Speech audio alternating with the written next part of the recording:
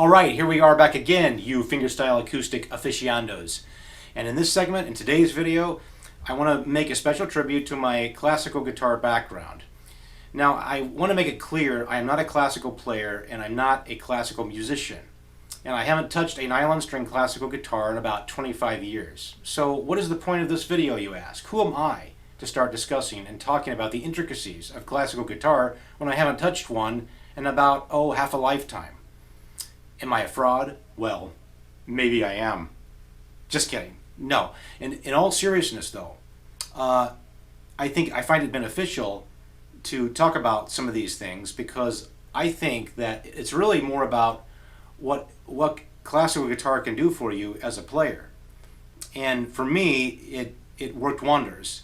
And it really can influence you no matter what style you go into.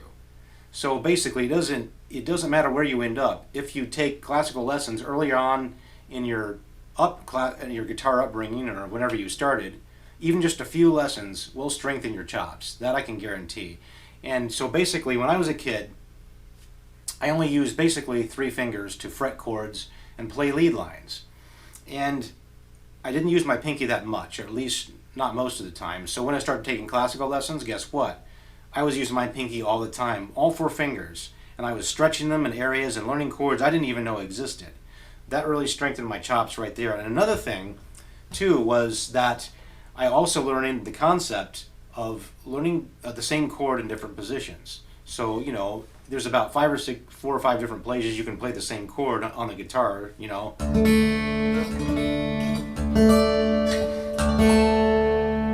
So learning that concept really opened up my mind to arrangement and arranging chops and what you could actually do when composing a piece and arranging a piece.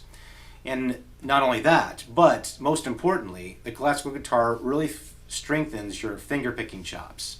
And, when I was taking classical lessons, I was playing mostly simple tunes, stuff that sounded kind of like this.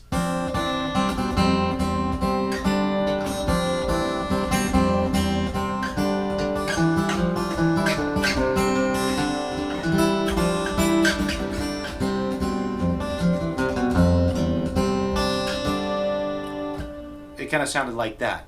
But once I took classical lessons from the time I was a junior in high school all the way till I was about a sophomore in college.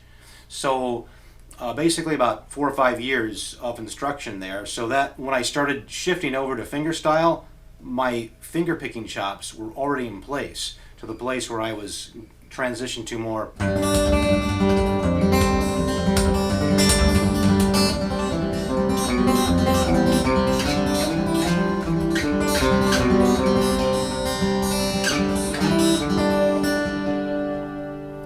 So it really set me up for that, and I owe a lot of that knowledge and background to the guy who taught me, and his name was Dr. Edgar Lady. He was actually an English professor at the local community college here in my town, and he was an accomplished classical player. And I remember walking in there on cold winter days, going to the lower part of the library where his office was, and I would open up that door, and the scent of old books would hit you, and it was a very warm and welcoming feeling.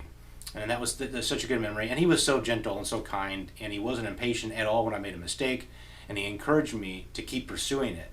And that's exactly what I did. And I don't even think he plays classical anymore either. I think he switched to banjo or something like that. So it just goes to show, all of us can start in a certain place and end up in a different place. But it really doesn't matter.